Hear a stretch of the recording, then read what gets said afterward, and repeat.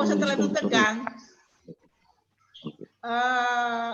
Ini kok apa metode proyek? Angket.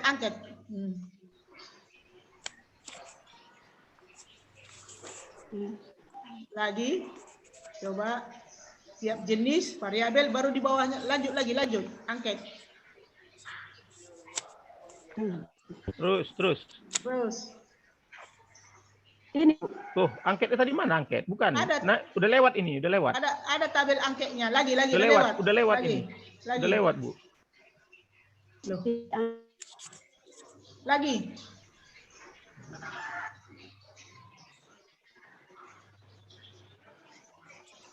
Ini. Sampel. Kan tengoklah Pak Ginting kan banyak dibuatnya kan. Pak Ginting kan banyak. Berarti kan jangan disebutkan metode. Jangan dibuka, udah lewat, Bu. Kok jadi dilewatkan? Yang tadi. Kisi-kisi tadi, yang ada kisi-kisi tadi. Kisi angket tadi. Tadi yang tadi kisi-kisi, tabel tadi. Tadi. Sebelum ini.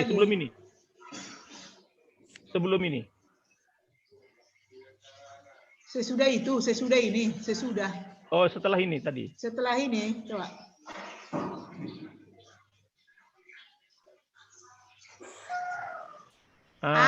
Ini. Lagi yang di atas dulu sebenarnya. Lagi. Kok kenapa berganti-ganti terus? Kenapa dia pindah-pindah? Coba. Lagi terus. Ini. Berhenti dulu. Kenapa terus berpindah? Yang apa tadi? Yang metode. Ini. Ini tadi Bapak lihat, karena udah kulihat tadi ini, makanya saya bilang metode yang digunakan guru, metode mengajar yang digunakan guru. Karena banyak metode yang ditawarkannya di sini. Ada metode sandiwara, bertanya, diskusi. Jadi judulnya itu kan udah dirubah sedikit. Jangan metode tanya jawab.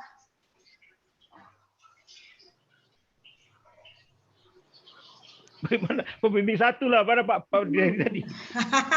Pak Driadi, gimana ini? Ini Pak, hilangkan ini. Jadi kan nggak apa-apa. Maksud saya gini, Bu Suryani, untuk mengikuti pembahasan Ibu sekarang yang kita ikuti, biar Ibu lebih ringan gitu bekerjanya. Iya. Karena ini di dalam angket ini, metode ini, yang di atas Ibu buat metode tanya jawab guru. Ya. Iya. Rupanya di dalam bukan hanya metode tanya jawab, banyak kali di sini ada 3. Ada metode sandiwara, metode bertanya, metode diskusi. Berarti judulnya jangan metode tanya jawab guru, metode mengajar guru. Metode mengajar yang digunakan guru. Ini kan Bu, saya pikir begini. Kan ini kan dia kan pengaruh. Judulnya tadi kan pengaruh metode tanya jawab. Kan begitu. Jadi untuk membandingkan, melihat keberhasilan pembandingan itu, maka dibikin seperti ini. Dengan apa tadi perbandingannya? Metode konvensional kan? Iya. Metode konvensional nggak ada di sini. Nah, kan? Judulnya di atas tadi kisi-kisi angket variabel metode tanya jawab. Loh, iya. di dalam kok 3 metode? Harusnya isi dari metode tanya jawab itu indikatornya. Indikatornya metode tanya jawab itu bertanya, menjawab. Hanya itu aja barangkali saya rasa. Guru bertanya, siswa menjawab. Atau siswa bertanya, guru menjawab. Cuman itu aja. Ya tapi Bu, kalau memang kita nggak bikin metode-metode lain sebagai pembanding, kita kan nggak bisa melihat pengaruh minat belajar itu, ya, begitu. Kemana Ibu minat bandingkan? Itu. Tapi kan ke metode konvensional. Ngerti nggak Ibu metode konvensional? Ya. Apa itu metode konvensional? Ceramah Bu. Bukan, ya hanya guru hanya guru menjelaskan doang. 6 catat katanya kan. Tugas kerjakan nanti di rumah. Udah selesai. Iya. Jadi untuk apa Ibu itu yang Ibu bandingkan dengan metode tanya jawab, bukan dengan metode sandiwara, dengan metode diskusi. Tapi kalau Ibu buat tadi metode ceramah bervariasi, Ya kan? Baru masuk ini. Inilah variasinya. Ada sandiwara, ada bertanya, ada diskusi. Dengan metode konvensional. Nah, baru cocok ini. Yang Ibu buat ini. Jadi di dalam metode ceramah bervariasi itu, gurunya memvariasikan 3 sekaligus metode. Atau dengan 4, ceramah, sandiwara, bertanya, diskusi gitu. Nah, yang penting Ibu paham dulu lah. Jadi maksud saya tadi begini, kalau seperti ini dia, jangan diubah ini, cuman judulnya diubah menjadi metode pembelajaran yang digunakan guru.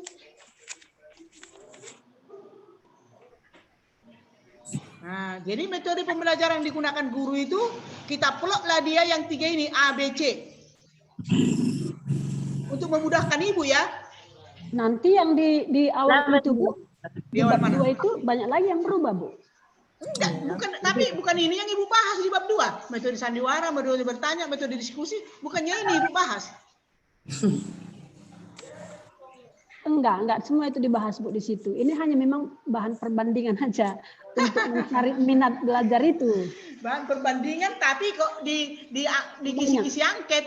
Kisi-kisi, tahu Ibu apa kisi-kisi angket ini? Alat pengumpul data ini. Alat Ibu mengumpulkan data tapi nggak dibahas di dalam bab 2 ya aneh lah. Contoh ya Bu, yang saya bahas itu menanam ubi, menanam cabai, menanam kangkung, ya. Tapi alat yang saya ceritakan setrika, pewangi pakaian, kan nggak cocok.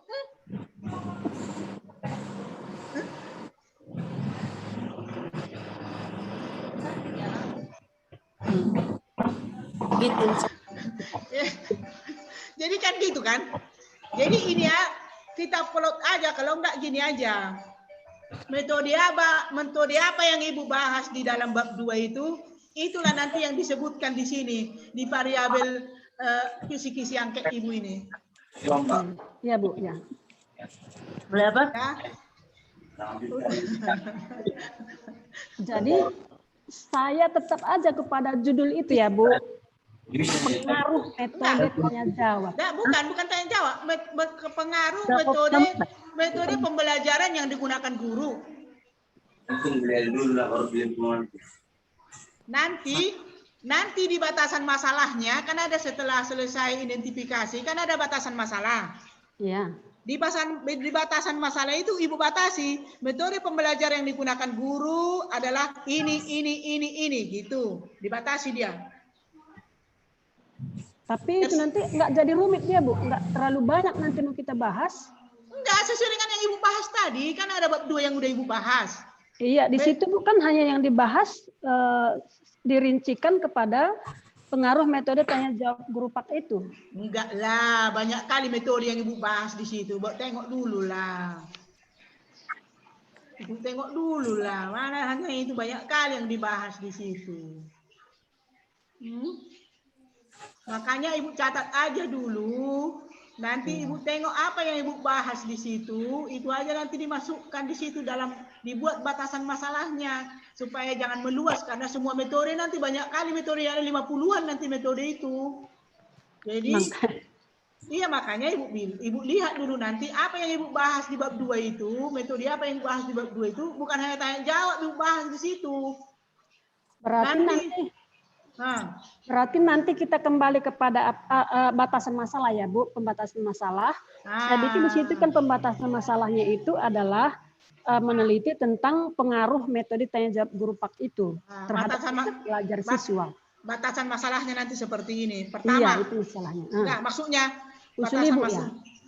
Iya, bukan itu memang salah batasan masalahmu itu, bukan judul ditulis di situ batasan masalah. Oh ya.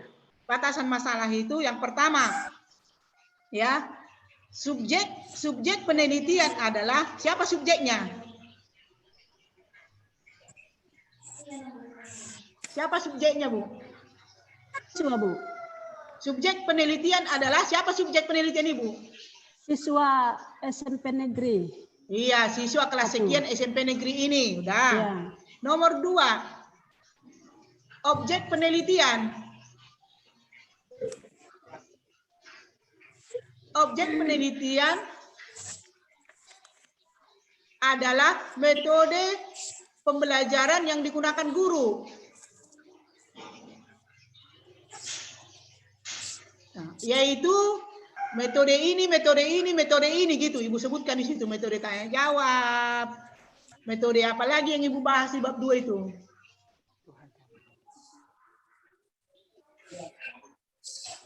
Udah.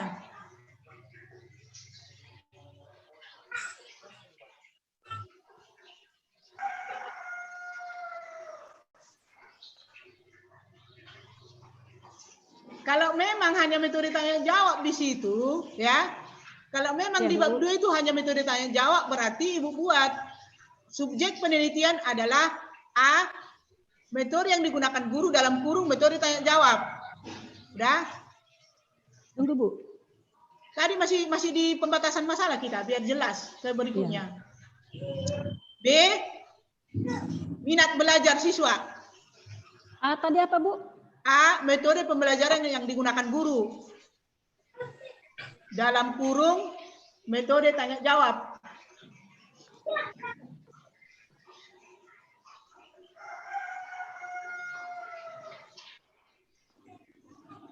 Tapi adanya di sini metode ceramah, Bu. Udah kubuka ini bab 2, Ibu.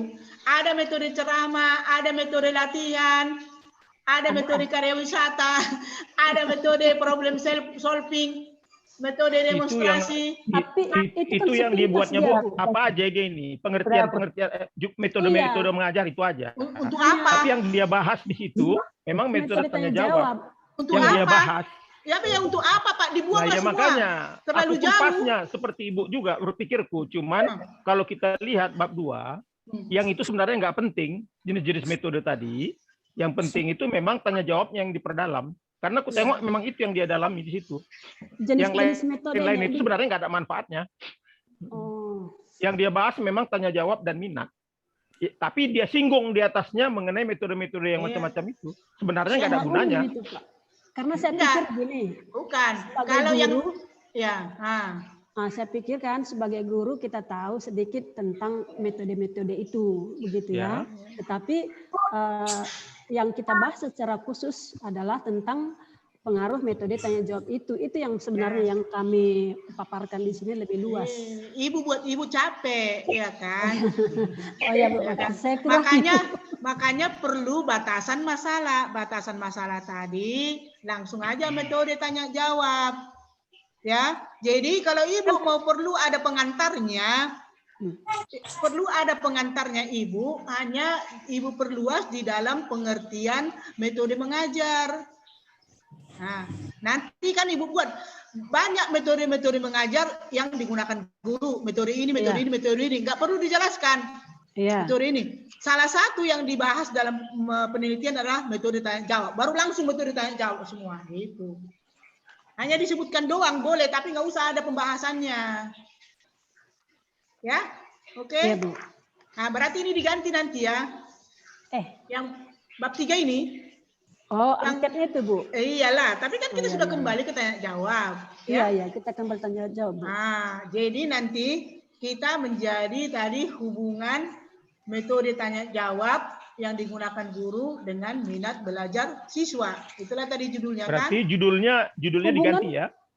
Judulnya diganti. Yang metode saya buat pengaruh, bukan lebih bagus pengaruh, Bu. Nggak, kalau ke pengaruh ganti nanti metodenya, bab 3-nya ganti semua. Rumusnya. Eksperimen, Ibu. Eksperimen.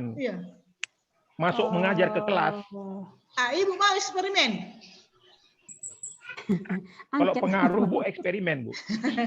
Begitu ya? Bagus hubungan aja, Bu. Angket lah. Oh ya, hubungan. Iya, judulnya ganti aja jadi hubungan. Kalau diganti pun judulnya, Bu, bab 2-nya nggak ada pengaruhnya itu. Nggak diganti, nggak. Cuman bab 3. Bab 3-nya aja cocok. Bab 3 yang udah Ibu buat, yang cocok adalah hubungan. Oh, berarti walaupun pengaruh. Masih ada yang harus diganti juga.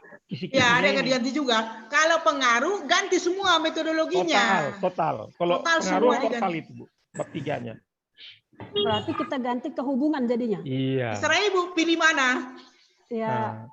bagaimana caranya Bu biar jangan terlalu banyak diganti? Yang lebih gampang, Dirombak-rombak. yang lebih gampang, mungkin waktu Ibu pun nanti nggak ada untuk mengajar. Ini persoalannya Ibu Suryani, karena komunikasi kita kan agak nggak lancar dengan pembimbing, itunya itu duduk persoalannya ini. Itunya itu duduk soalnya. Tapi oke lah, silakan Terima aja. kasih lah Pak. Nggak apa-apa lah. Jadi maksud saya gini, kami ajukan ini sebenarnya Ibu untuk mempermudah Ibu. Ya. Iya, makasih Ya. Bu. Untuk mempermudah Ibu, kalau kita ganti dengan hubungan, nanti Ibu hanya membagikan angket aja ke sekolah gitu, ya. Baik Bu. Nanti supaya Ibu Suryani jangan ragu-ragu. Iya, Pak. Kalau sudah selesai seminar ini Bu, nanti kita tetapkan waktu kita Zoom. Ya bisa saya tambahkan lagi nanti penjelasannya. Terima kasih Pak. Bimbinganlah sekali dulu ya kan. Oke, Ibu Elisabeth. Waktu kita sudah lewat ini 30 menit ini. Makanya, karena artinya gini, nggak bisa kita lewatkan. Saya baca yang dikirimnya sama saya, begitu apa dia bercampur aduk kayak gado-gado gitu loh. Iya, jadi warnanya nggak jelas, jadi nggak apa-apa lah lewat sedikit waktunya, ya. Iya, seharusnya karena lewat waktunya bayarannya yang tambah ini ya kan. Baik, Ibu. Udah. Oke, lanjut. Udah itu aja dari saya. Nanti selanjutnya ya pembimbing lah tugasnya itu ya. Iya, nanti kita bimbingan Bu, kita cari waktu nanti. Iya Pak, terima kasih Pak. Oke, yuk. Oke, silakan. Dr. Elisabeth. Udah dia, siap. Silakan Bu. Oke. Terima kasih Bapak Ibu semuanya yang telah hadir, Ibu Suryani, Guru Sembiring ya. Judulnya terus ganti aja, hubungan metode tanya jawab guru Pak terhadap minat belajar SMP. Udah itu aja ya. Nanti saya arahkan, nanti bimbingan terus langsung sama bimbingannya ya. Lalu di latar belakang masalah buat aja macam mana rupanya metode tanya jawab, dibuat gitu sampai alinea. Bagaimana metode tanya jawab? Bagaimana minat orang untuk metode tanya jawab. Habis itu buat apa rupanya permasalahan di dalam metode tanya jawab. Apakah memang guru tidak pernah sama sekali bertanya jawab? Walaupun bentuk ceramah, pasti dia pernah bertanya, Ibu. Mungkin bagaimana Ibu mau kemana ini? Sesering mungkinkah atau tidak pernah sama sekali? Saya pikir nggak ada guru yang nggak pernah bertanya kepada murid. Ya, jadi masalah apa yang ada di kelas itu dibuat semuanya. Kita tetap metode tanya jawab. Jadi jangan berbelit-belit lagi, ditambah-tambah lagi entah apa. Lalu bab 2-nya semua bertanya tentang teorinya, tentang teori tanya jawab. Itu di bab 2-nya, teori tanya jawab. Kalau Ibu mau buat sedikit metode ceramah, metode ini boleh pengertian-pengertian sedikit saja. Tapi dalam bab 2 itu mesti ada teori tentang tanya jawab. Langsung lagi ambil dari firman Tuhan, tunjukkan teologinya di mana. Teori siapa yang suka? Tuhan Yesus tanya jawab enggak? Paulus sama Timotius tanya jawab enggak? Ada teori yang di dalam dibuat itu. Itulah Ibu bisa buat. Ibu dengar ya? Itulah semuanya dibuat indikator-indikator yang ada di dalam teori, Bu. Jangan ambil lagi teori-teori yang lain. Karena atasnya kita tanya jawab. Lalu minat. Ibu mau lihat dari mana tanya jawabnya, dari Alkitab atau minatnya di dalam Alkitab. Saya pikir tanya jawab. Tuhan Yesus selalu bertanya, lalu menjawab. Jadi itu indikatornya ada di dalam bab 3. Diambil dari bab 2. Makanya Ibu Dekan sudah bingung dia, campur-campur ini semuanya gitu. Nggak boleh lari-lari, Bu. kalau kita mau ceramah, mau ini, kita mesti konsekuen gitulah apa yang mau dibuat. Jadi nggak perlu banyak kali lagi, ya. Oke, terima kasih, Bu. Jadi masalahnya jelas gitu. Mungkin di kelas itu masih sedikitnya guru untuk bertanya jawab karena untuk saat sekarang ini sistemnya Zoom. Pasti bertanya bagaimana, sudahkah siapkah PR, bagaimana? Mungkin ada guru yang masih kurang memakai metode tanya jawab, langsung aja semuanya. Mungkin itu yang terjadi di sekolah itu, Ibu. Ya kan? Lalu Ibu hasil observasi Ibu yang boleh lihat atau Ibu yang mengajar. Boleh. Itu. Jadi semuanya sama, Bu. Jadi bab 2 itu ada di dalam bab 2 itu hanya teori tanya jawab dan teori minat. Ambil firman Tuhan ayatnya yang mana.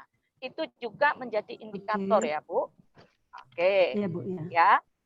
Lalu setiap nanti Ibu boleh lihat di halaman 2, alinea kedua, alinea ketiga. Kalau Ibu membuat segala sesuatu, kalau sesuatu itu harus ada teorinya, atau Ibu teorinya ada di atas, Ibu bisa menyimpulkan dari teori itu. Gitu. Tetap pada menunjukkan tanya jawab dan minat. Itu aja Ibu. Nggak bisa lari-lari kemana. Jadi memang metode mengajar, Ibu boleh bilang metode mengajar ada tanya jawab, ada demokrasi, inspirasi, apalagi ada 6 atau 7 cara metode mengajarnya kan. Boleh sikit-sikit aja, jangan semua karena titik kita kan mau melihat metode tanya jawab. Jadi hubungan, jadi tidak ada pengaruh. Jadi ada nggak hubungan metode jawab dengan minat belajar? Jadi jelas, Bu. Ya, jelas sekali nanti itu, Bu. Ya, teorinya itu nanti di dalam tuh minat belajar dan tanya jawab. Buku-buku teori siapa yang tanya jawab. Dan bentuk apalah tanya jawab itu yang tidak ada di sekolah Ibu. Itulah yang menjadi masalah. Tanya jawab ini banyak modelnya, Bu. Makanya cari bukunya. Yang nggak ada itulah menjadi masalah di dalam sekolah itu, gitu. Coba sampai di mana guru-guru nggak bertanya jawab, hanya ngasih aja. Kita aja melalui Zoom aja mesti kita akan tanya dan jawab, gitu. Tapi makanya bagaimana buku teori yang mengatakan sampai di mana tentang tanya jawab itu. Jadi saya pikir saya sampai itu saja yang perlu saya kasih masukan tadi, yang sehingga nggak kacau balau yang seperti Ibu Dekan tadi, sehingga indikatornya sudah terpaksa kita ubah lagi tadi seperti Ibu Dekan bilang kan, kalau metode tanya jawab ada lagi ceramah, ada sandiwara, ada ini, itu metode pengajaran namanya. Itu yang diinginkan kalau kita metode pengajaran segala macam bentuk. Sementara kita sudah fokus tanya jawab. Jadi itu aja. Oke, Pak, saya kasih masukan itu saja. Ya, terima kasih. Kembalikan kepada moderator. Ya, baik, Ibu Dr. Elizabeth Sitepuh. Terima kasih sudah memberikan masukan-masukan yang begitu bermanfaat tentunya. Demikian juga dengan Ibu Dekan tadi, ya sudah dibedah bisa-bisa, ya tentu ini akan membantu Ibu sendiri. Untuk informasi Ibu Suryani sendiri, ya ini pertemuan kita ini saya rekam, ya jadi saya membantu merekam. Nanti Ibu bisa kasih alamat emailnya, saya akan kirimkan supaya Ibu bisa mengulang kembali, ya. Nah itu ya, jadi itu ilmu yang luar biasa tadi yang sudah disampaikan oleh dosen pembanding, ya.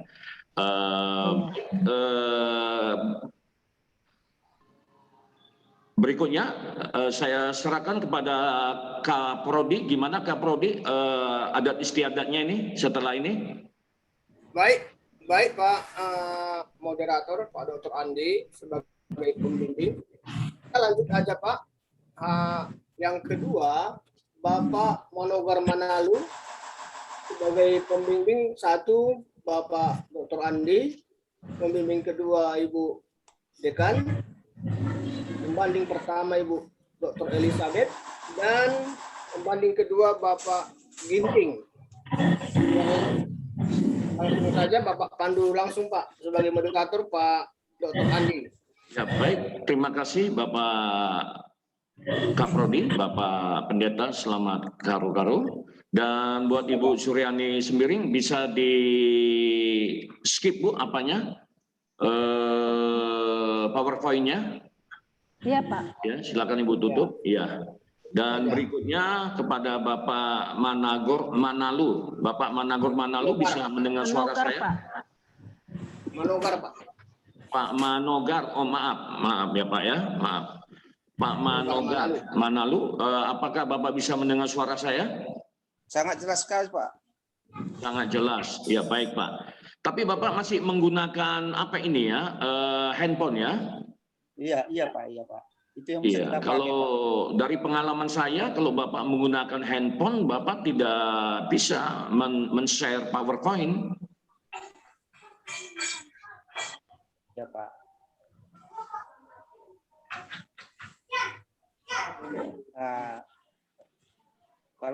Kalau dibolehkan Pak, biarlah saya membacakan soft copy-nya Pak.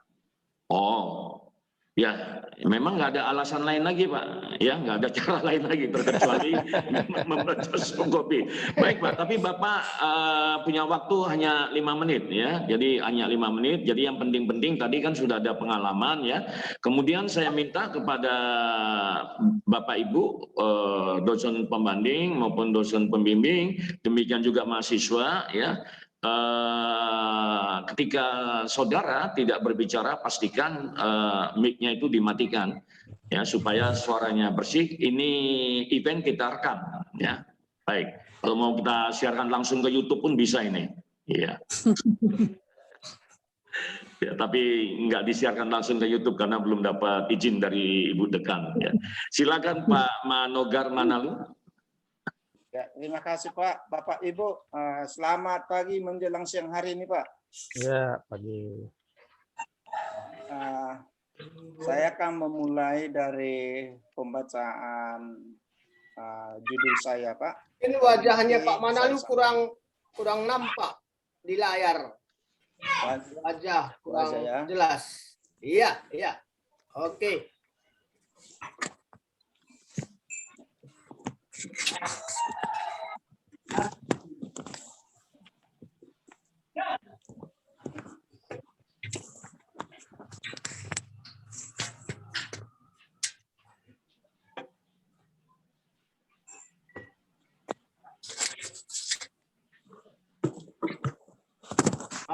Marta boleh dimatikan mic-nya supaya tidak terganggu. Udah.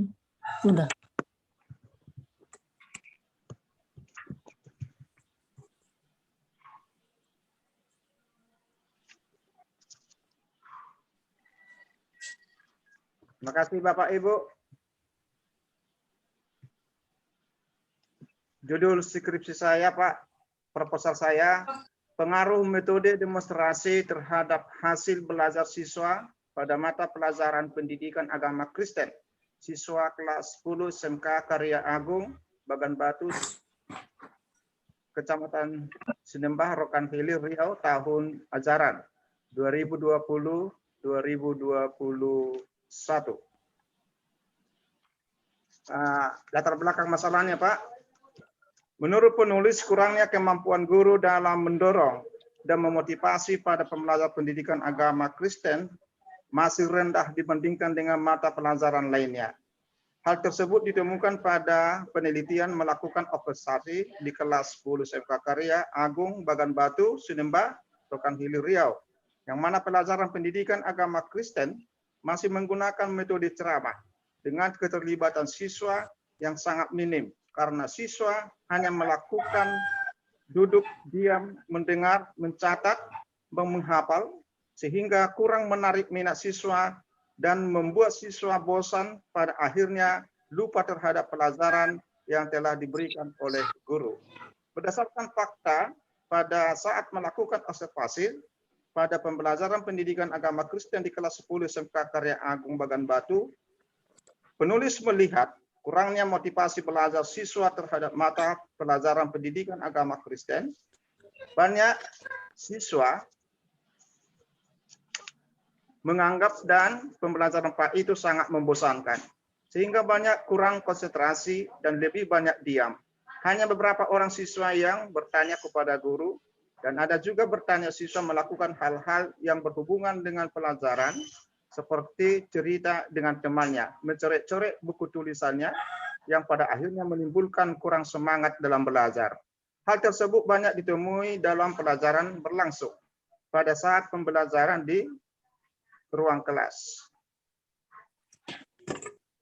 Penulis juga menemukan siswa yang tidak mempunyai kesiapan dalam menghadapi kegiatan belajar, terutama dalam materi pembelajaran yang akan disampaikan. Sehingga ketika di dalam kelas, siswa tidak tahu materi apa yang akan dibahas. Guru sering menjadi bertanya-tanya, melihat hasil evaluasi, serta diadakannya ulangan. Menurut yang kami amati, bahwa pengetahuan mengenai sifat-sifat metode maka sangat dibutuhkan untuk membantu para siswa. Dengan penulis melihat bahwa ini sangat penting. Pembelajaran agama Kristen terutama yang dibutuhkan dalam penelitian ini. Untuk menuju kepada pertumbuhan iman, salah satu di dalamnya yaitu pengenalan akan agama Kristen serta alat-alat perlengkapnya. Masuk kepada pengertian pendidikan.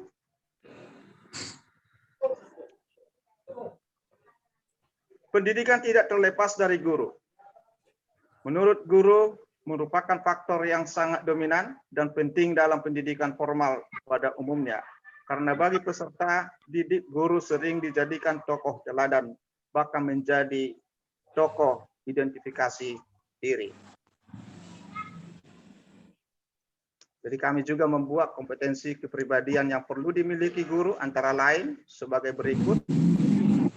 Guru sebagai manusia, sebagai ciptaan Tuhan yang Maha Kuasa, wajib untuk mengingatkan iman atas ketakwaan kepada Tuhan sejalan dengan agamanya dan kepercayaan yang dianutnya. Guru memiliki kelebihan dibandingkan dengan yang lain. Guru senantiasa berhadapan dengan komunitas yang berbeda. 4. Guru diharapkan dapat menjadi fasilitator dan menumbuhkan budaya berpikir kritis masyarakat, saling menerima dalam perbedaan dan menyampaikan dalam mencapai tujuannya. Jadi ada beberapa di sini kompetensi kepribadian guru yang harus dimiliki. Pengertian pengaruh. Menurut Kamus Bahasa Indonesia, pengaruh adalah daya yang ada untuk timbul dari suatu yang ikut membentuk watak, kepercayaan, dan perbuatan seseorang. Pengaruh adalah daya yang ada di dalam timbul dari suatu. Pak Manogar. Ya Pak, ya Bu. Itu nggak usah. Pak Manogar aja kalau sudah siap bab 1, langsung ke bab 2 hipotesa aja. Hipotesanya ada nggak bab 2? Nggak ada kayaknya. Nggak usah dijelaskan itu semua, teori-teorinya itu. Langsung aja ke bab 3. Langsung ke bab 3, Bu, ya? Ya. Iya, Bu. Terima kasih, Bu. Ya, lanjut. Bab 3, yaitu metodologi, metode penelitian. Tuh. Metode penelitian.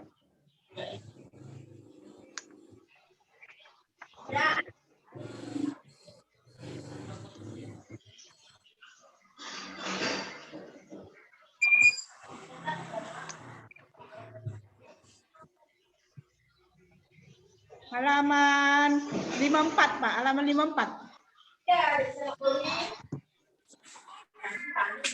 Ya. Itu dimulai dari lokasi. Ya. Singkat-singkat aja ya. Iya, betul. Lokasinya di mana? Rencana Kapan? dilakukan penelitian. Ya. Ya, rencana dilakukan penelitian ini adalah bulan April sampai bulan Juni. Dilaksanakan di kelas 10 SMK Karang Agung Bagan Batu Semen Baru Kan Hili Riau. Oke, Alasan lanjut. pemilihan Populasi, tempat populasi. Terima kasih, Bu. Dalam penelitian ini, peneliti berpedoman pada yang dikatakan oleh ahli bahwa populasi merupakan keseluruhan subjek penelitian. Apabila seseorang ingin meneliti keseluruhan elemen yang ada di dalam wilayah penelitian, maka penelitian yang merupakan penelitian populasi. Dari kutipan di atas diketahui bahwa populasi adalah objek penelitian, maka populasi dapat penelitian ini adalah seluruh.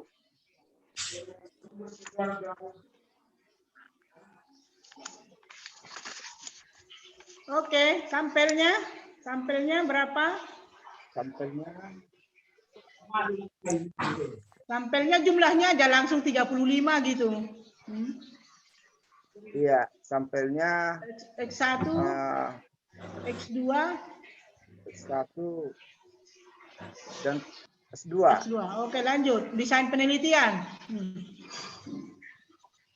Desain penelitian di kelas eksperimen protes tingkat 1, perlakuan 11, protes T2. Oke. Desain penelitian dilakukan 2 kelas. 1 kelas. 2 kelas. Ya, 2 kelas. 1 kelas digunakan model apa? 1 kelas lagi metode apa? Ya, demonstrasi dan metode ceramah. Oke. Udah.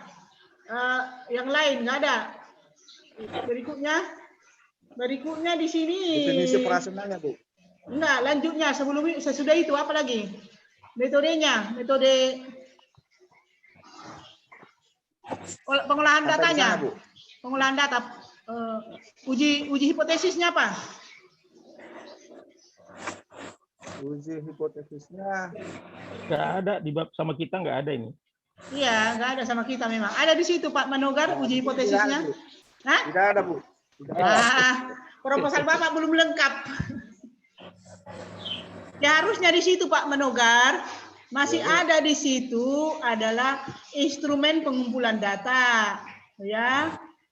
Kemudian udah instrumen pengumpulan data, kemudian uji instrumen, uji validitas, reliabilitas, uji apa lagi namanya? Ada 5 itu. Uji tingkat kesukaran, daya beda. Setelah itu baru ada lagi uji hipotesis, ya, uji apa? Uji homogenitas, uji apa satu lagi itu? Ada 2, ada lagi itu banyak kali lagi uji-ujinya yang belum lengkap itu. Baru sampai ke uji hipotesis. Uji post test, uji pretest ada lagi nanti. Dilengkapi lah. Belum lengkap ini. Oke. Barangkali ya bisa kita lanjut ya, Pak Ginting dengan Ibu Elizabeth ya. Moderator. Moderatornya asik dia. Iya, ya. Seru nih dengari suara Ibu dekannya kan. Ya, Bapak Manalu ya, siapkanlah ya pulpennya, bukunya untuk catatannya. Meskipun saya rekam ya, siapa tahu nanti nggak berhasil kan jadi masalah juga ya. Silakan kepada dosen pembanding 1, Ibu Dr. Elizabeth Teguh, MSI. Silakan. Oke. Terima kasih buat kesempatan bagi saya. Saya sudah baca ya. Ini jangan pengaruh, hubungan aja.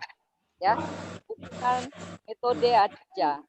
Atau enak sekali kalau bisa kontribusi. Kalau kontribusi kita bisa Enggak, Bu, desainnya di situ eksperimen ini, Bu, eksperimen. Oh, kalau eksperimen ya udah nggak apa-apa, itu lebih baik ya.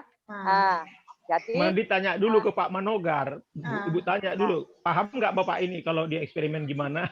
Udah pernah saya tanya, katanya gini, nanti mengajar di kelas katanya. Iya. Mana Pak? Ya, Pak Manogar. Iya, mengajar di kelas. Ah ya, eksperimen dia. Makanya dibuat di sini eksperimen itu kelas eksperimen metode ini, kelas kontrol metode ini, nanti mengajar di kelas. Berarti tahunnya dirubah ini tahun pembelajarannya. Ya, tinggal 2 tahun pembelajarannya nanti Pak Manogar ya. 2021-2022 Bu ya. Ya, jadi gini Ibu pembanding, mohon diarahkanlah ke eksperimen ya. Ibu pembanding supaya Pak Manogar ini diarahkan ke eksperimen aja, masukannya. Silakan. Oke. Ya, terima kasih ya. Kalau eksperimen, ini nyala dulu ya. Kita boleh lihat dulu halaman 3. Nah, itu kita penulisan sebelum menurut penulis, kita harus dulu menerangkan dulu apa itu metode demokrasi itu ya.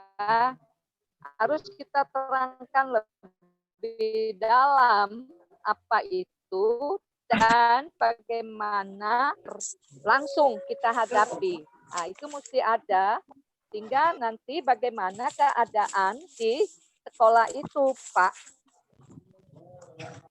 Ya, itu mesti nampak di latar belakang masalah.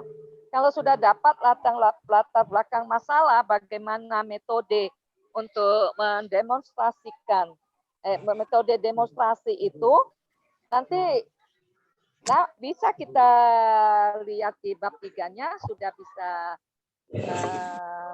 kita bandingkan dengan bagaimana dengan metode-metode yang lain, ya.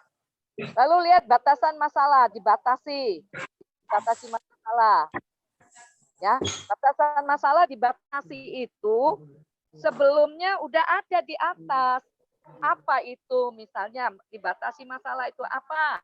Jadi dari kebatasan masalah itu masalah yang ada di dalam latar belakang dibatasi dia. Nah, gitu dia caranya. Bukan dibatasi tentang ini, dibatasi tentang ini. Enggak, bukan itunya yang dibatasi. Kalau kita enggak cerita tentang metode ceramah, metode ini, bukan itu yang dibatasi. Masalah Bapak aja lah yang mau dibatasi, sehingga bisa kita membuat permasalahan. Itu dia. Ya. Batasan masalah, metode ceramah. Langsung aja Bu, langsung. Bu, kalau ke mahasiswa kita ini, kita nggak bisa hanya kasih pandangan seperti itu, langsung aja. Ini batasan masalahnya, gitu. Ya, batasan masalahnya dibuat, Pak. Apa mau dibuat batasan masalah? Batasan masalah itu diambil dari latar belakang masalah ya, Pak. Ya gitu, diajukan langsung masuk saya begini, Bu. Contoh, batasan masalahnya 1, 2, 3, gitu. Buatlah apa yang di situ, karena kita belum dapat di latar belakang masalahnya.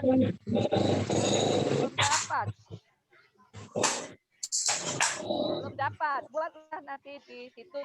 Lalu hasil belajar itu dilihat dari mana, Pak? Hasil belajarnya dilihat dari mana? Ditaruh, Pak. Kalau memang dilihat dari raport, kita buat nanti raport-raportnya, ya.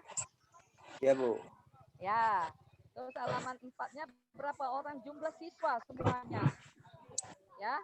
Nah, itulah dia. Oke, dari saya cukup itu.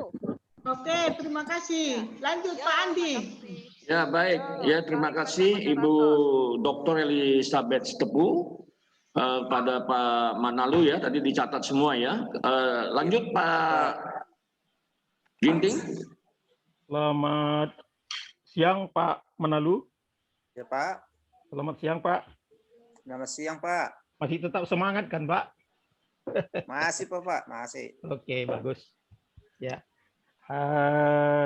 Jadi tadi berdasarkan pembicaraan Bapak dengan pembimbing, Bapak ini cenderung ya ingin mencari pengaruh, kan begitu Pak ya? Artinya Bapak ini eksperimen, nanti masuk ke kedua kelas misal Pak ya, 10-1 Bapak mengajar dengan metode apa Pak? Kan ada 2 metode yang mau dibandingkan. Metode apa Pak? Ceramah dan satu lagi? Demonstrasi.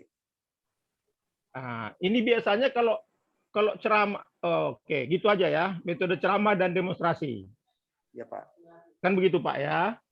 Baik. Nah, jadi konsekuensinya, Pak, ya, kalau Bapak memang sudah putuskan seperti itu, yang pertama tentu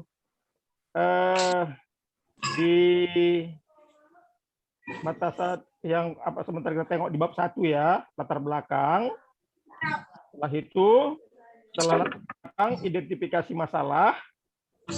Ya, Pak. Setelah identifikasi masalah, baru di situ batasan. Kan begitu, Pak ya? Iya, Pak. Coba Pak lihat, Pak, batasan masalah Bapak. Tuh. Sudah, Pak Manogar? Iya, Pak. Ya. Sudah? Halaman 11, Pak Manogar, halaman 11. Ya. Lanjut, Pak. Nah, kalau sudah, jadi di situ dibatasi, Pak. Ya, sebagai subjeknya siapa? Siswa SMA kan, Pak? SMK, kelas 10. SMK. Sebutkan nanti subjeknya itu ini, itu batasan masalah yang pertama, ya. Yang kedua, objeknya itu ya maaf ya, sorry saya agak salah ini, bukan hubungan tadi pengaruh ya.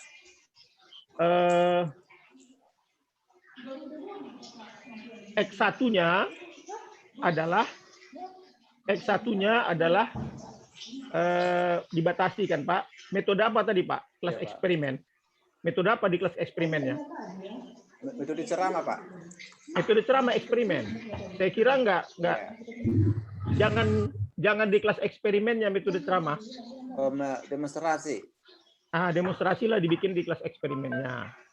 Ya, tapi di kelas kontrol, Ya, Pak, ya. di kelas kontrolnya X2-nya itu metode ceramah. Ya. Jadi nanti di sini makanya nanti di sini sebagai objeknya ya metode ceramah, metode demonstrasi dan ceramah.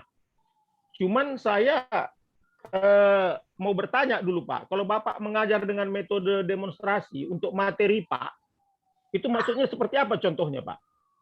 Mendemonstrasikan mata pelajaran Pak. Ya, contohnya Pak, bagaimana dunia ini diciptakan oleh Tuhan. Nah, jadi seperti apa nanti siswa itu mendemonstrasikannya gitu? Ya, mereka harus melihat pendukungnya, Pak, faktanya begitu. Itu Karena melalui. Maksud saya begini, Pak.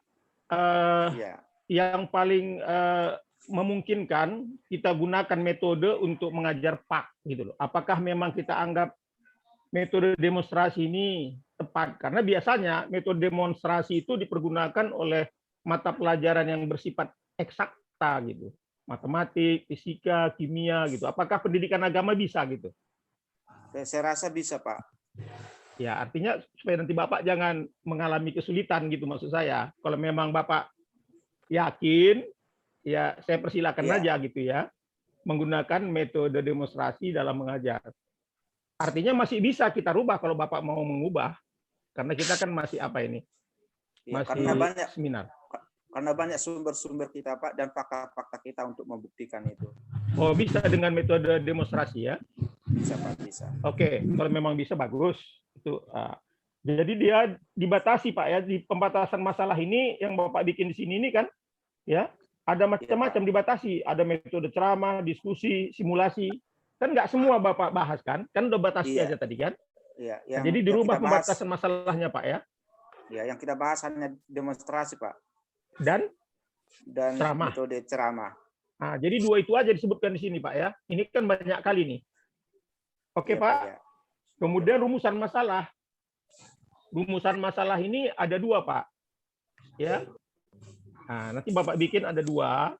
Satu, bagaimana pengaruh metode demonstrasi terhadap hasil belajar Pak di SMK ini ya, SMK mana itu? Itulah yang pertama. Ya, bagaimana pengaruh ya metode demonstrasi terhadap hasil belajar Pak di SMK apa itu Pak ya? Teruskan tahunnya, teruskan. Itu yang pertama. Yang kedua, rumusan masalahnya, ya, bagaimana pengaruh metode ceramah, ya, bagaimana pengaruh metode ceramah terhadap hasil belajar Pak. Nah, jadi dirumuskan dia masalahnya. Ya. Iya, Pak. Nah, itu aja saya kira. Ya. Nah. Kemudian apakah ada pengaruh ya?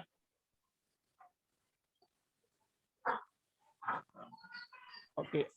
Ya, nanti coba apa ya? Bisa saja dia apakah ada pengaruh ya atau bagaimana pengaruh ya? Salah satu lah nanti coba kita pikirkan mana yang terbaik ya. Pembatasannya apakah dimulai apakah ada pengaruh atau bagaimana pengaruh ya? Metode demonstrasi terhadap hasil belajar Pak ya. Nah, kemudian nanti tujuan pembelajarannya ya disesuaikan dengan metode. Kalau misalnya metode rumusan masalah tadi ya, satu ya, bagaimana pengaruh metode demonstrasi terhadap hasil belajar Pak, tentu tujuannya adalah untuk mengetahui ya pengaruh metode demonstrasi terhadap hasil belajar Pak. Jadi sesuai dia antara rumusan dengan tujuan. Tujuan yang kedua ya sesuai dengan rumusan yang kedua untuk mengetahui pengaruh metode ceramah terhadap hasil belajar Pak. Itu tujuan yang kedua, Pak. Jadi nyambung dia antara rumusan dengan tujuan gitu. Kalau tadi rumusan 2, berarti tujuannya juga 2. Begitu Pak ya? Iya Pak ya, rumusan 2 ya. Kalau manfaat saya kira udah nggak ada masalah itu. Kemudian di bab 2 Pak, tinjauan pustaka. Di sini yang paling penting kedua variabel tadi Pak. Ya. Yaitu metode. Metode secara umum bolehlah Bapak jelaskan pengertian metode. Oke. Ya. Jadi yang harus yang wajib Bapak kembangkan di sini ya, sedikit lagi Pak. Ya, ini sedikit aja. Saya minta waktu 2 menit Pak, boleh? Pak moderator. Oke, silakan Pak, silakan. 2 menit, 2 menit ya. Ya, baik. Oke. Jadi Pak Manogar, di tinjauan pustaka, di sini yang wajib Bapak kembangkan, diuraikan di bab 2 ini, kedua variabel. Variabel metode demonstrasi, itulah yang banyak.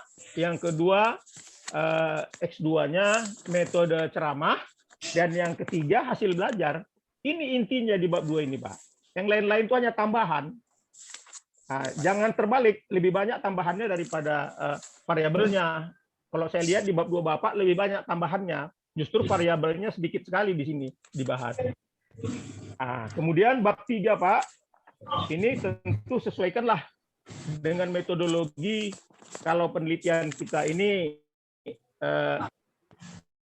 ya eksperimen. Tentu kita tahu banyak rumusan-rumusan ya analisanya yang disesuaikan dengan metode eksperimen. Karena kami nggak bisa berikan masukan karena memang nggak ada isinya di bab 2 ini mengenai analisanya. Oke, saya kira dari saya itu aja. Selanjutnya nanti ya pembimbing lah. Ya, nanti bimbingan lagi kita ya Pak Manogar. Harus dikasih waktu sekali dulu kita Zoom nanti. Boleh dilihat nanti apa itu contoh-contoh skripsi yang di FKIP itu apa yang harus dimasukkan di dalam, ya kan? Iya Bu. Nanti saya kirimkanlah contoh proposal nanti. Masih banyak lagi yang kurang itu isinya, khususnya di bab 3 itu ya. Oke Pak Andi, silakan. Ya baik Ibu, ya terima kasih kepada dosen pembanding Ibu Dr. Elizabeth Sitepu, MSc, Bapak Dr. Andersan Hedrin Ginting, SH MPD, dan buat Bapak Manalu, ya itu tadi menjadi masukan-masukan, ya dan diperbaikilah segera. Dan seterusnya saya serahkan kepada Kaprodi.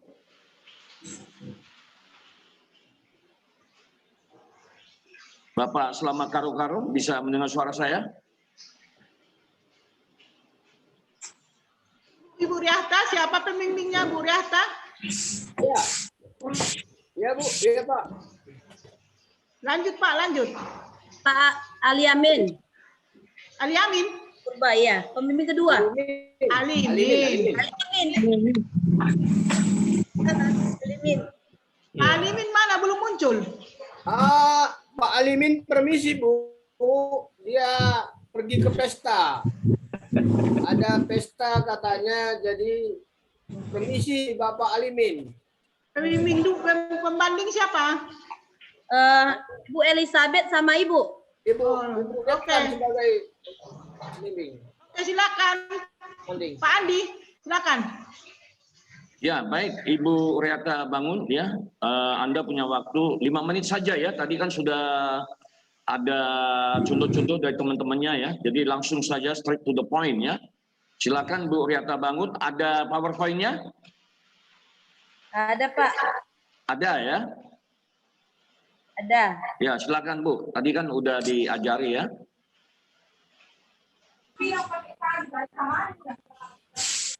Oke Pak.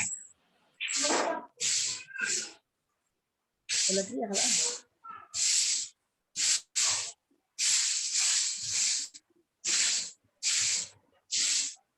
ada temannya di situ diajari aja nggak apa-apa. Ya, iya Bu. Ya, kalau ada anaknya atau siapa yang bisa bantu silakan kalau untuk itu PowerPoint-nya ya silakan. Kemudian buat Bapak Ibu yang lainnya ya mic-nya di mute, dimatikan supaya suara lebih jernih. Ibu tampilkan dulu PowerPoint Ibu. Tampilkan dulu PowerPoint Ibu, habis itu baru Ibu masuk ke Zoom. Tolong dibantu. Oke Pak. Iya. Dibuka dulu PowerPoint-nya dari laptop Ibu, habis itu baru Ibu masuk ke Zoom, baru lihat itu tombol ke bawah di laptop itu ada share screen, Ibu tekan itu, lalu Ibu share.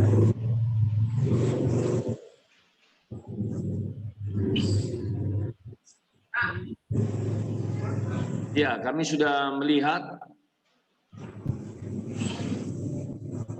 Ya, oke. Ya, silakan Ibu. Ini dia. Baik Pak.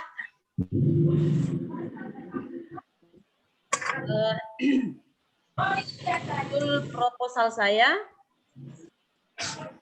Selamat siang bagi Bapak Ibu, para dosen, sebagai pembimbing, demikian juga sebagai pembanding. Nah, inilah judul saya, yaitu hubungan pendidikan iman dalam keluarga dengan prestasi belajar Pak siswa kelas 11 di SMK Swasta Swakarya Tanjung Langkat tahun ajaran 2020-2021. Bab 1, pendahuluan. Latar belakang, pendidikan adalah salah satu upaya untuk meningkatkan potensi atau kemampuan dari seseorang supaya dapat bersaing di masa yang mendatang. Dalam hal ini tentunya guru sangat berperan penting dalam proses pembelajaran untuk mengembangkan potensi atau kemampuan tersebut. Pendidikan adalah suatu proses pembelajaran kepada peserta didik agar memiliki pemahaman terhadap sesuatu yang membuatnya menjadi seorang yang kritis dalam berpikir. Mendapatkan pendidikan merupakan hak bagi setiap warga negara agar mereka menjadi manusia yang berkembang. 1, 2, identifikasi masalah. Identifikasi masalah bermanfaat melihat setiap permasalahan yang timbul dalam tiap-tiap variabel penelitian yang akan diteliti. Pertama, keluarga yang menomorduakan agama dan pendidikan iman anaknya. Kedua, kurangnya perhatian orang tua terhadap anaknya. Ketiga, orang tua yang terlalu sibuk dengan pekerjaan.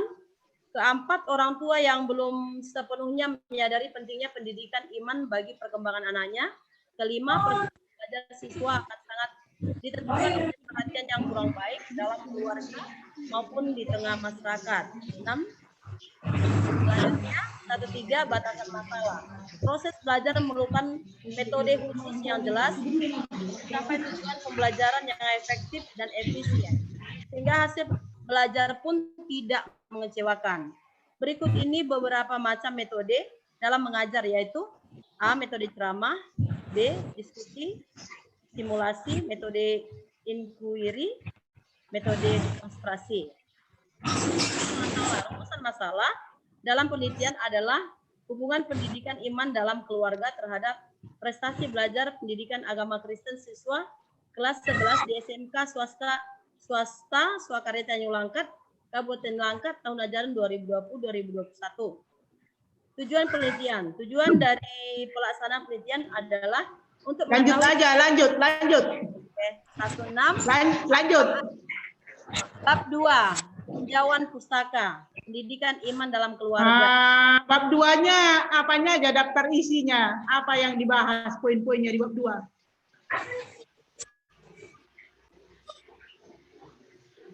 Ada nggak? Nggak ada. Nah, hipotesanya ada. Hipotesa aja bab 2, hipotesa.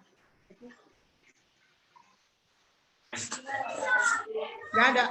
Kayaknya sama semua, tak punya hipotesa ini. Udah, bab 3 lanjut. Bab 3, metode penelitian, lokasi dan waktu. Dilaksanakan di kelas SMK Tanjung Langkat. Populasi dan sampel. Populasi dalam penelitian ini, penelitian berpedoman pada yang dikatakan oleh Ari Kunto, bahwa populasi merupakan keseluruhan subjek penelitian apabila seorang ingin meneliti seluruh elemen yang ada dalam wilayah penelitian. Maka penelitiannya merupakan penelitian populasi. Dari kutipan di atas diketahui bahwa populasi adalah objek penelitian. Maka populasi dalam penelitian ini adalah seluruh siswa kelas 11 SMK Swakarya Tanjung Langkat tahun 2020-2021 sebanyak 131 orang siswa. Ini tabelnya. Lanjut. Kemudian sampel menurut tabel 2. Kemudian desain penelitian. Penelitian ini melibatkan 2 kelas, yaitu kelas dengan menggunakan metode ceramah yang diberi perlakuan dengan metode demonstrasi untuk mengetahui hasil belajar pendidikan agama Kristen dilakukan dengan memberi sebelum dan sesudah diberi perlakuan. Rancangan penelitian ini sebagai berikut. Tabel di sini. Lanjut. Wah, itu aja. Ya. Ya, baik, Ibu Riata Bangun ya sudah memaparkan presentasinya, dan kepada Ibu Dr. Elizabeth Sitepo kami persilakan. Oke, terima kasih. Ya, Ibu Riata. Ya, Bu. Riata Barubangun ya. Judulnya hubungan pendidikan iman dalam keluarga. Ya, ini pendidikan iman di dalam keluarga. Ya, ini ya. Biar ada hubungannya metodenya nanti. Bab 2 ini kan di dalam keluarga. Keluarga. Nah, di dalam keluarga. Jadi Ibu, ya, dibuat di dalam latar belakang masalah itu, bagaimana rupanya pendidikan iman secara umum, lalu bagaimana dulu, ada nggak hubungan iman dengan prestasi belajar secara umum, lalu masuklah nanti ke kelas itu, bagaimana rupanya pendidikan iman. Terus saya tanya, ada nggak buku tentang pendidikan iman? Ada, Bu. Ada ya, bagus. Jadi buku-buku pendidikan iman itu. Terus supaya nanti indikatornya jangan susah sekali, semuanya ambil dari teori, lalu dari pendidikan iman, kalau mungkin firman Tuhan yang Ibu ambil dari mana? Dari imannya. Iya, dari iman bisa, Bu. Kalau iman masih anak-anak kurang mengerti dia iman, Ibu. Ya kan, lebih bagus prestasi aja. Ya, Ibu? Iya, Bu. Nah, makanya saya nanti tunjukkan mau iman yang bagaimana anak-anak. Nah, gitu dia. Mesti kita ikut dari teori, Ibu. Dari buku. Jadi ambil buku yang menunjukkan iman anak-anak di sekolah. Sehingga prestasi belajar gitu. Jadi nanti nampak ya Bu, pendidikan iman yang bagaimana? Itu orang tuanya Bu. Ya, orang tua yang mengajar kepada anaknya. Supaya anaknya berprestasi di sekolah. Itu maksud Ibu kan? Iya. Peran orang tua. Iya. Ya kan? Jadi kan itu kan pendidikan orang tua untuk mendidikan iman di dalam anak-anak supaya anak-anaknya berprestasi. Oke ya. Nah, Bapak Ibu di dalam di sini ada metode. Makanya pendidikan itu metode, orang tua itu pakai metode apa? Mungkin itu maksud Ibu ya. Nah, itu tapi ditulis di dalam latar belakang masalah secara umum. Habis itu masalahnya apa di dalam sekolah itu. Masalah apa lagi di dalam rumah tangga, di dalam keluarga. Dalam keluarga itu mesti Ibu tunjukkan juga prestasi-prestasi anak kurang, misalnya tentang apa secara umum. Lalu nanti di sekolah itu prestasinya apa? Ibu mau prestasi yang bagaimana? Prestasi yang non formal, prestasi apa Ibu yang mau kejar di situ ya? Prestasi belajarnya kena apa? Nilai yang tinggi. Jadi jelas di dalamnya ya Bu. Tulis dulu nanti di dalamnya itu ya. Nanti kita akan dapat dari teori-teorinya Bu, dari itu Bu, dari latar belakangnya. Oke, itu yang saya lihat. Lalu ada batasan masalahnya. Ya, batasan masalahnya itu ya dibatasi Ibu dari masalah-masalah Ibu itu. Ada apa rupanya? Nah, ini kan udah ada tadi Ibu buat. Ya udah Bu. Rumusannya tambahkan bagaimana hubungan. Ya, bagaimana kalau hubungan, kalau pengaruh. Sehingga satu dengan judulnya. Ya. Habis itu ambillah ayat firman Tuhan yang Ibu mau kemana, pendidikan iman atau prestasi belajar yang mendukung, ya, yang mendukung Ibu. Jadi teorinya, buku-buku teorinya itu mendukung di dalam tentang pendidikan iman. Saya ingatkan lagi pendidikan iman yang bagaimana Ibu maukan kepada anak-anak, ya, kepada anak-anak ya Bu. Jadi pengertian iman itu orang tua sudah memberikan pengertian iman dengan cara metode apa sehingga anak-anak mempunyai iman dan prestasi belajarnya meningkat. Prestasi belajar yang bagaimana? Itu juga perlu ditunjukkan. Bukunya pasti ada. Jadi dari situ kita akan mendapatnya ya. Nanti mungkin dilanjut sama pembanding 2. Jadi saya sampai kepada moderator, saya sudah Pak kasih masukannya. Terima kasih. Ya, baik. Terima kasih Ibu Dr. Elizabeth Sitopu dan buat Ibu Rita Bangun ya, itu menjadi catatan, masukan ya. Dan berikutnya langsung kepada Ibu Dekan, silakan Ibu. Nah, ini kembali nih sama dengan punya Bu apa tadi nih, Ibu yang pertama, Ibu Suryani. Nah, jadi kan tuh tadi judulnya Ibu hubungan kan? Iya, Bu. Tapi Ibu buat di situ di bab 3. Coba Ibu buat lihat dia bab 3. Ya. Buka yang di bab 3 tadi, betul penelitiannya. Lagi bab 3. Coba lagi naik lagi terus. Lagi. Ini desain penelitian itu. Lagi. Ini desain penelitian. Kalau desain penelitian ini yang Ibu tampilkan ini adalah eksperimen. Berarti Ibu di kelas, apa yang mau Ibu ajarkan di kelas? Dari judul Ibu, ya. Dari judul Ibu itu hubungan, berarti desain penelitiannya bukan seperti ini. Desain penelitiannya itu adalah mencari hubungan antara variabel Y dengan variabel X. Atau antara variabel X dengan variabel Y. Jadi mendeskripsikan hubungan antara variabel X dengan variabel Y. Apa variabel X-nya, Bu? Variabel X-nya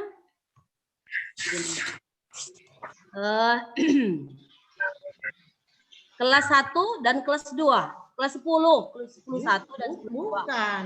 Pertumbuhan iman. Pertumbuhan iman tadi. Oh, iya. Masalah prestasi. Prestasi, Bu. Pertumbuhan iman, variabel X-nya, variabel Y, prestasi. Jadi, ini yang Ibu buat ini, jadi seperti punya Pak Manalu tadi, eksperimen. Sementara judul Ibu tidak membutuhkan eksperimen. Nah, Ibu cukup membuat angket aja. Iya, Bu, ya. Nah, ini nggak perlu dibuat seperti ini. Jadi coba dilihat nanti, dilihat di skripsi orang yang melakukan penelitian dengan judul hubungan itu, ya. Jadi bagaimana bentuk desainnya. Jadi hanya itu aja. Ada dibuat di sini variabel X, variabel Y, ada panah gitu. Iya, Bu. Mencari hubungan aja. Jadi kita kembali ke judulnya, ya. Ini biar tahu paparan dulu. Judul. Tampilkan judulnya dulu. Iya, Bu. Hubungan pendidikan iman dalam kalau ini judulnya, ya kan? Pertumbuhan iman dalam keluarga dengan prestasi belajar Pak. Kalau prestasi itu biasanya menggambarkan keseluruhan dari mata pelajaran yang diikuti anak. Tapi kalau kita hanya melihat dia hasil belajar Pak aja, pendidikan agama Kristen, lebih bagus diganti kata-katanya dengan hasil belajar. Jadi prestasi itu diganti dengan hasil belajar. Prestasi, hubungan pendidikan iman dalam keluarga dengan hasil belajar Pak. Belajar gitu. Iya, hasil belajar Pak. Enggak, hasil belajar. Ya. Jadi sejalan dengan yang dikatakan Ibu Dr. Elizabeth tadi, ya. Kalau judulnya hubungan, jangan lagi disinggung di dalam tentang pengaruh. Iya. Karena kalau hubungan, nanti metodologinya berbeda dengan pengaruh. Nah, jangan disinggung lagi ya. Oke, Ibu cari jalan yang lebih mudah. Kalau dia kita angket, jauh lebih mudah. Nanti kan Ibu angket, hanya membagi angket. Ada angket tentang pendidikan iman, ada angket tentang hasil belajar itu nanti ada dokumentasi, tinggal meminta nilainya ke sekolah. Iya, Bu. Nah, jadi pilih yang aman aja. Oke, lanjut halaman berikutnya. Belum, halaman berikutnya yang tadi. Lagi.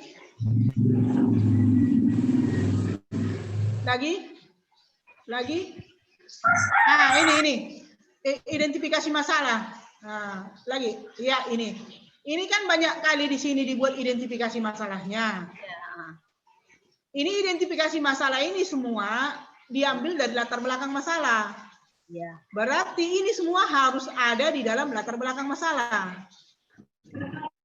Saking banyaknya masalah yang Ibu uraikan di latar belakang itu, diidentifikasilah 12 contoh. Ya kan? Kemudian dari 12 ini dibatasi lagi. Nah, gitu. Buka batasan masalahnya. Nah, ini batasan masalahnya ini bukan seperti ini, udah lari ini dari identifikasi. Udah lari dari judul. Jadi, batasan masalahnya yang pertama kita batasi dulu siapa orangnya yang akan kita teliti kan gitu. Ya. Nah, jadi batasan masalah yang pertama, subjek penelitian adalah kelas SMK. Ya, siswa SMK kelas berapa? Siswa kelas sekian SMK ini kan? Ya. Yang nomor 2. Nomor 2, objek penelitian. Objek yang akan kita teliti kan? Objek penelitian adalah ya. A. Ada 2 itu. A. Apa tadi? Pertumbuhan iman. Ya, pertumbuhan iman. Pertumbuhan iman. Dan prestasi. Ya, A. Pertumbuhan iman siswa. B. Hasil belajar Pak. Oh ya, hasil belajar. Ya, hasil belajar Pak. Nah, itulah batasan masalahnya. Iya. Jadi sesuai dengan judulnya, ini kok jadi metode ceramah, metode diskusi, metode apa hubungannya dengan metode ceramah? Kita nggak membahas metode. Ya. Oke, Bu. Dipilih yang apa? Yang membantu ngerjakan itu yang agak cerdas. Kalau ada yang bantu nggak masalahnya itu, biasa itu. Tapi dipilih yang cerdas, ya. Yang cerdas dia. Jadi ini udah nggak cerdas lagi nih, ya. Jadi judulnya menggoreng apa? Memasak ayam goreng, ya kan? Yang dibahas di situ nanti andaliman, ya kan? Bawang Batak, katanya kan? Kan nggak pas kan? Tapi begini Bu, karena kan ini tadi siswa kan gitu kan, siswa kelas SMK kan gitu. Berarti kan berarti kita ada pengajaran kan gitu. Artinya hubungan antara keluarga dengan imannya dan prestasinya itu berarti kan ada di situ metode juga dalam membimbing mereka gitu loh Bu. Ya, banyak kali yang berkaitan dengan siswa ini, semua ibu teliti. Ya, nggak sanggup ibu semua, biar kita buat sampai 10 variabel. Kita kan berfokus kepada judulnya, dibatasilah. Dengan kalau kita kaitkan semua ya banyak lah memang. Ya, jadi itu aja tadi dengan judulnya itu ibu hanya membahas tentang pertumbuhan iman dan hasil belajar PAK, cukup. Hasil belajar PAK ini bagaimana cara guru supaya hasil belajar PAK ini tinggi itu nggak urusan ibu dalam penelitian ini. Ibu hanya mengambil nilai dari sekolah. Ambil nilai dari sekolah, yaitu berarti kalau sekarang ibu penelitian tahun ajaran, ini nanti diganti tahun ajarannya ya, 2021-2022 ya. 2021-2022 ya. Ya, ini tapi hasil belajarnya yang ibu ambil adalah hasil belajar PAK semester genap tahun ajaran 2020-2021.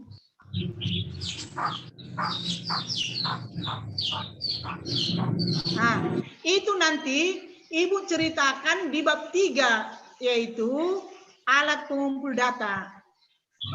Karena bab 3-nya nggak lengkap ini, harus ada namanya di situ alat pengumpul data. Alat pengumpul data yang ibu gunakan nanti di situ, yang pertama adalah angket. Ya, Bu. Ya kan? Ya. Angket nanti kan? Angket ini untuk melihat pertumbuhan iman anak siswa. Nah, udah ada nggak di situ tabel kisi-kisi angket di bab 3 ada? Ada, coba. Ada tadi. Coba ibu buka dulu.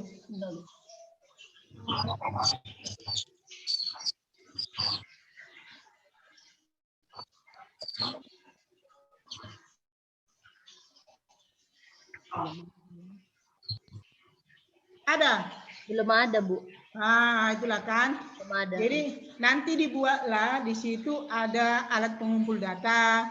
Alat pengumpul data yang ibu gunakan ada 2. Satu adalah angket. Ya, angket itu berapa jumlahnya, opsinya berapa pilihannya. Angket ini digunakan untuk menjaring data tentang pertumbuhan iman anak. Yang kedua, alat pengumpul data ibu adalah dokumentasi. Dokumentasi ini maksudnya nilai atau hasil belajar PAK yang ada di sekolah, ya.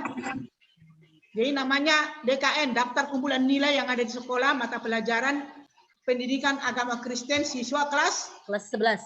Iya, gitu, ya. Jadi nanti di sampel penelitian ini tidak ada X1, X2. Karena kita tadi sudah ke bagian dari penelitian angket kan? Iya, Bu. Nah, jadi nanti diubah di situ hanya jumlahnya aja. Udah bisa ini dari 163, 131. 131. Ya, 131 ini kelas 11 1, 11 10.1, 10.2, 10.3, 10.4. Ya, kalau memang Ibu mau edarkan angket di 131, silahkan aja. Tapi kalau mau Ibu ambil nanti berapa persen, silahkan aja. Tapi persentase yang Ibu buat ini terlalu kecil. Jadi Ibu yang menyusun apa ini proposal ini, atau siapa saja yang membantu Ibu di dalam sampelnya ini, digabung di sini. Digabung metode jenis penelitian eksperimen dengan jenis penelitian deskriptif gitu. Karena ada di sini buat X1, X2. Nanti itu yang menjadi sampelnya. Sementara kalau dia penelitian sesuai dengan judul Ibu, di sini hanya ditentukan sampel Ibu kan yang mewakili. Dari 131 yang mewakili yang lebih cocok menurut Ibu siapa? Jadi udah cocok kalimatnya di atas nih. Populasi, dari jumlah populasi lebih dari 100 orang maka dapat diambil berapa persen, ya kan? Berdasarkan pendapat di atas, siswanya 131 orang dari 100.000, maka sampai penelitian dilakukan siswa kelas 11.1, kelas 11.2. Bukan kelasnya yang disampel, tapi orangnya. Kalau dia tadi penelitian eksperimen, kelasnya yang disampel dari 4 kelas mana yang dipakai, 1 untuk kelas eksperimen, 1 untuk kelas kontrol. Tapi kalau penelitian dia, Ibu ini penelitian deskriptif, yaitu untuk angket aja, maka yang disampel itu adalah orangnya. Subjeknya langsung disampel. Berarti kalau saran saya, karena ini cuma 100, lebih baik Ibu ambil 50%. Jangan terlalu kecil dia, yang Ibu ambil ini 21,19%. Ya? Iya. Jadi ambil aja 50%, berarti sekitar 60 ya, 60 berapa itu? 65 atau 66 ya, diambil nanti ya. Nah, gitu. Jadi nanti 65 dari 66 itu diambil nanti persentasenya gini Bu. Kalau dia kelas 11 34, 50% dari situ berapa orang? Ditambahkan nanti tabelnya ini. Ya. Iya. Kalau dia X2 itu 10.2 itu adalah 34, berapa orang? 50%-nya. Gitu aja. Ya, Bu. Berarti nanti judulnya di atas adalah tabel populasi dan sampel. Tambahkan 1 lagi di sampingnya itu. 50% gitu. Ya. Oke? Ya. Udah, lanjut kita balik ke bab 1 tadi, rumusan masalah. Ya, oke. Nah, ini rumusan masalahnya, bukan judulnya lagi diulang. Ini kan diulang judulnya. Nah, rumusan masalahnya itu ada 3. Ya. Yang pertama, bagaimana pendidikan iman dalam keluarga, pendidikan atau pertumbuhan? Pendidikan ya? Pendidikan. Nah, pendidikan, Bu. Ya, nomor 1 ya, rumusan masalah nomor 1. Bagaimana pendidikan iman dalam keluarga siswa kelas 11, SMK, swasta, swakarya, Tanjung Langkat, dan seterusnya. Ya? Ya, Bu.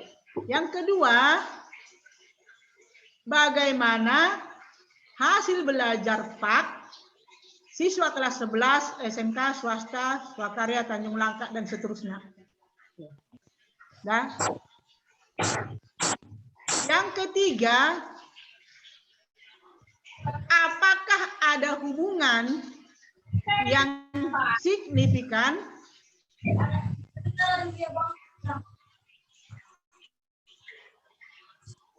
pendidikan dalam keluarga dengan hasil belajar PAK siswa kelas 11, SMK, swasta, swakarya, Tanjung Langkat, dan seterusnya. Itu dia rumusan masalahnya. Nggak pakai kecenderungan, Bu. Nggak pakai kecenderungan. Pakai kecenderungan kita? Iyalah, kalau hubungan selalu itu. Oke, kalau gitu silakan ditambahkan. Bagaimana kecenderungan pendidikan iman dalam keluarga? Ya. Tinggal tambahkan kecenderungan aja itu. Nomor 1 dan nomor 2. Nomor 3 nggak usah ya. Bagaimana kecenderungan. Udah? Udah, Bu. Tujuan penelitian copy paste rumusan masalah itu. Nah, ini bukan ini tujuannya. Tujuan penelitian copy paste, di copy paste nanti rumusan masalah itu hanya diganti kalimatnya bagaimana menjadi untuk mengetahui gitu. Bagaimana untuk mengetahui? Nah, bagaimana itu diganti menjadi untuk mengetahui. Untuk mengetahui kecenderungan pendidikan iman dalam keluarga siswa kelas titik-titik. Untuk mengetahui kecenderungan hasil belajar PAK siswa kelas titik-titik. Ya kan?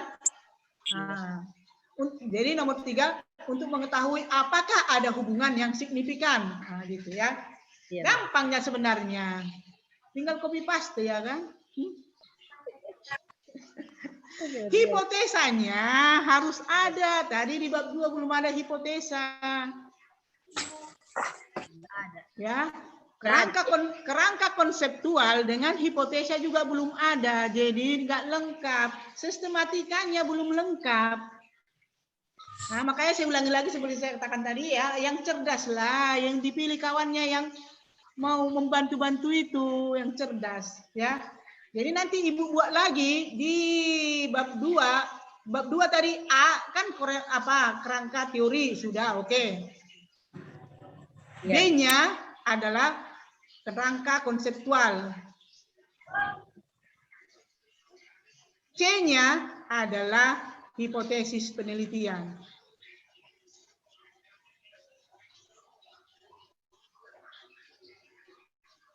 Isinya di kerangka konseptual itu konsepsi penulis lah.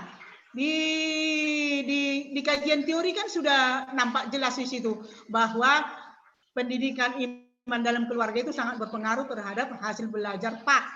Ya. Nanti Ibu yang terangkan di kerangka konseptual. Ya. Iya, Bu. Terus hipotesanya itu adalah nomor 3 itu. Nomor 3 rumusan masalah tadi dijawab. Bagaimana menjawabnya itu? Coba. Tadi kan ada rumusan masalah tadi nomor 3. Apakah ada hubungan yang signifikan pendidikan iman dalam keluarga dengan hasil belajar PAK? Jawabannya apa, Bu? Adalah, Bu. Ah, itulah hipotesanya. Oh iya ya. Nah, itulah hipotesanya. Ada hubungan yang signifikan pendidikan dalam keluarga dengan hasil belajar PAK siswa kelas titik-titik. Itulah dia hipotesanya. Nanti Ibu buktikan melalui penelitian. Oh iya, Bu, iya. Udah kan paham kan? Udah paham, Bu. Ah, gitu. Angka-angka nanti yang Ibu dapatkan hasil angket itu, itulah membuktikan nanti ada nggak hubungan. Nah, jadi nanti di bab 5 kesimpulannya nanti dibuat, ya kan? Ada hubungan yang signifikan pendidikan dalam keluarga dengan hasil belajar PAK berdasarkan uji. Itulah yang tadi yang nggak ada itu, ada uji hipotesisnya. Jika T hitung lebih besar dari T tabel. Ada rumusnya lagi. Di bab 3 itu masih banyak kali lagi yang belum ada. Ya. Setelah selesai tadi jenis penelitian, desain penelitian, ada lagi nanti prosedur penelitian, alat pengumpul data, baru teknik analisa datanya. Teknik analisa datanya ini ada lagi nanti mengenai teknik analisis datanya dulu, baru uji linearitas, homogenitas, uji kecenderungan, dan uji hipotesis. Itu harus dilengkapi semuanya ya. Yang penting udah paham sedikit. Oke? Nanti makin banyak jadi makin tak paham. Nanti kalau perlu boleh ditanya saya. Iya, Bu, iya, Bu. Iya. Oke, itu aja Pak Andi. Ya, baik Ibu Dekan ya. Jadi buat Ibu Riata Bangun sudah banyak tadi masukan-masukan yang diberikan oleh Ibu Dekan ya, sudah dibedah bisa-bisaan ya, segeralah direvisi, diperbaiki. Nanti kalau perlu kita bisa Zoom kayak gini ya. Saya kok jadi heran kenapa pagi hari ini kok Zoom-nya bisa lancar sekali ya, tapi yang kita lakukan kemarin tuh hilang ya kan, muncul suara nggak ada ya. Saya nggak tahu kenapa gitu ya. Mungkin ini mantap kali ya. Ya ini mantap kali ini. Ya, sama sekali nggak ada gangguan-gangguan ya. Saya awalnya khawatir karena pengalaman kita yang sudah kan hilang-hilang kayak gitu kan. Ternyata ya mungkin doa-doa kita semua Iya, Tuhan Yesus memberkati ini. Tutup aja dulu apanya Bu, tutup aja dulu bahan Ibu itu, tutup. Ya, PowerPoint-nya silakan ditutup. Tutup Ibu aja. Riata Bangun, dan kepada Bapak Kaprodi silakan Bapak saya serahkan ini. Pendeta Selamat Karo-Karo MTH silakan. Di-close saja materinya, Pendeta Riata, di-close saja materinya ya. Udah di-close Pak, udah di-close.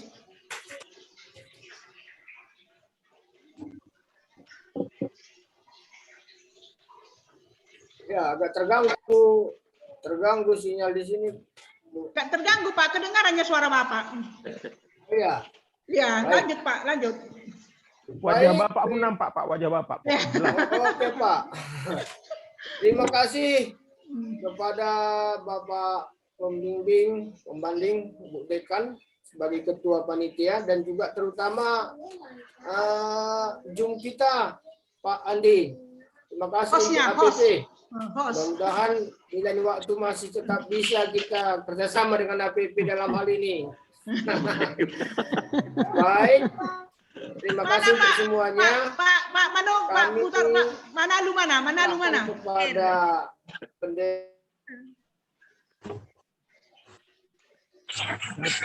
Pendeta Manalu Pak berdoa.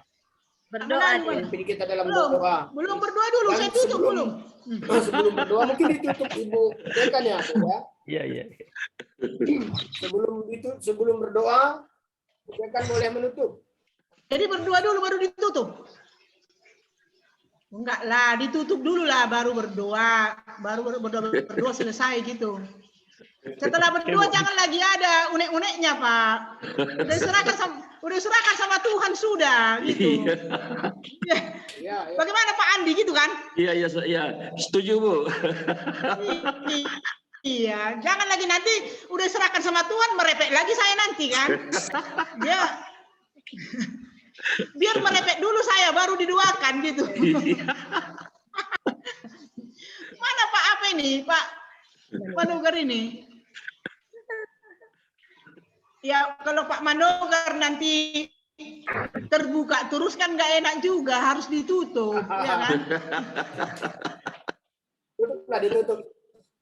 Oke, baiklah Pak Manogar ini nanti bagaimana ini? Ditelepon aja dulu Pak Karo-Karo, telepon sebentar supaya resmi, dia harus ditutup dulu, ya. Ya. Jadi silakan Pak Karo-Karo ditelepon dulu Pak Manogar. Oke, baik Ibu Riata, Ibu Suryani, ya. Saya harap bertambah pengetahuannya ya hari ini. Oke, jangan jadi stres, tapi justru harus berbahagia. Tambah pengetahuannya ya. Kami di sini nggak ada tujuan untuk mempersulit, nggak ada.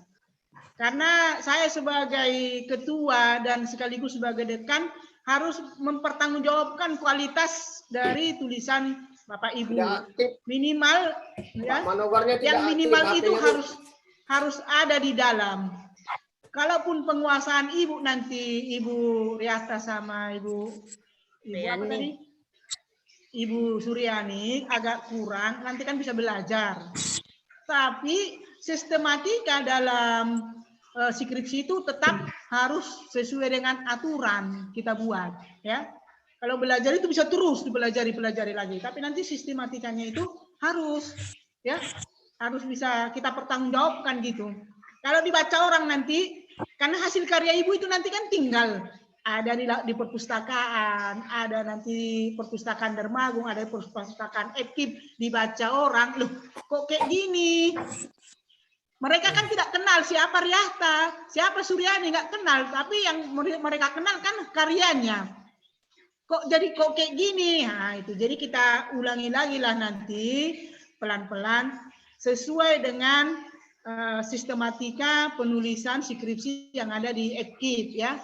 Nggak masalahnya itu. Kalau kajian teorinya no problem bab 2, hanya di bab 1 sama bab 3-nya aja. nanti disesuaikan, ya. Itulah barangkali. Kalaupun nanti ada pertanyaan-pertanyaan, boleh juga pembanding, pembimbing boleh didiskusikan kalau kurang paham, ya Ibu Riata sama Ibu Suryani ya. Oke, dengan demikian ya kepada Bapak pembimbing, pembanding, terima kasih kami sampaikan karena pelaksanaan seminar proposal penelitian atas nama Riata dan Suryani dengan Pak Manogar Mandalu sudah berlangsung dengan baik, berjalan lancar, dan terima kasih kepada Pak Andi sebagai hostnya yang sangat mantap ya. Mudah-mudahan hari Senin juga mantap ya untuk 2 orang lagi ya hari Senin ya. Oke, dengan demikian seminar proposal atas nama Riata Bangun dan Ibu Suryani dengan Pak Manogar Mandalu resmi kita tutup.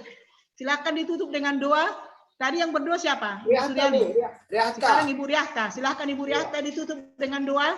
Dengan sendirinya berakhirnya doa, maka berakhirlah kegiatan kita pada siang hari ini. Terima kasih. Mari kita berdoa. Kami bersyukur, berterima kasih kepadamu ya Tuhan. Engkau Allah yang luar biasa, Engkau Allah yang penuh dengan kasih dan kemurahan. Pada saat ini Tuhan kami sudah melaksanakan dan proposal yang sudah dilaksanakan mau berjalan dengan baik, dan biarlah itu menambahkan pengetahuan kami lebih luas lagi untuk penyusunan skripsi kami ya Tuhan.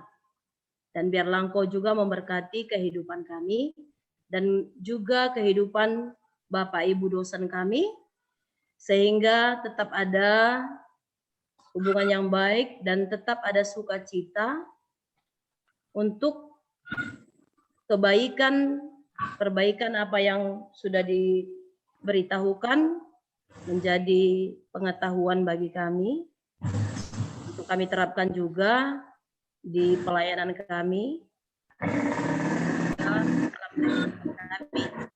Terima kasih untuk segala kebaikan dan kemurahan Tuhan yang sudah memimpin dan menyertai kami, sehingga tidak ada halangan dan hambatan. Ya Tuhan, semua berjalan dengan baik. Semua kami serahkan dalam tangan pengasihan Tuhan. Dalam satu hari ini juga, kasih dan kuasa-Mu tetap melawat kami, sehingga kami tetap bersuka cita melaksanakan segala aktivitas kami ya Tuhan. Terima kasihlah doa kami.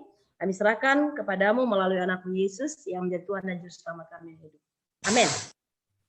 Oke, selamat bertemu di lain kesempatan. Di apa?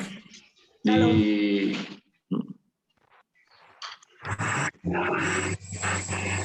stop recording ya? Yang mana nih?